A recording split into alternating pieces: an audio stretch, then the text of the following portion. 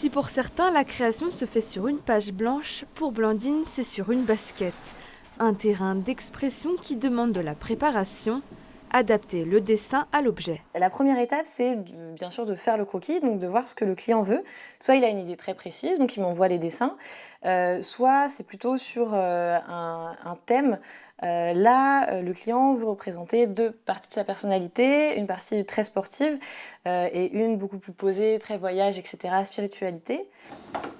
Une fois le croquis terminé, place au concret.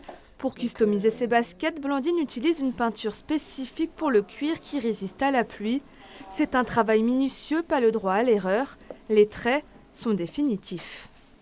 Pour un cadeau pour des frères et sœurs, et c'est bien, j'aime bien peindre en me disant que c'est pour un cadeau, quoi, que ça va être offert et que c'est très personnalisé, donc c'est un cadeau dont on se souvient, je pense.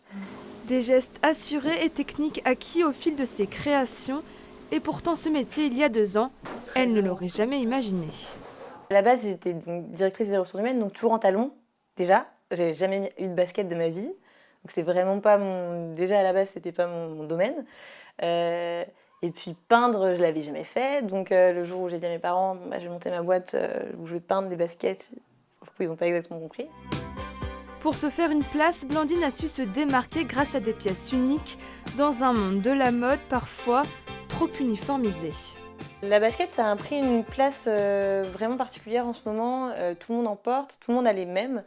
Donc ça permet d'avoir quelque chose de très personnalisé. Et c'est ça qui me plaît, c'est que c'est vraiment quelque chose qu'on met tous les jours. Pari réussi puisqu'en seulement 1 an et avec le coup de pouce financier d'un concours, la jeune entrepreneuse vit de son métier.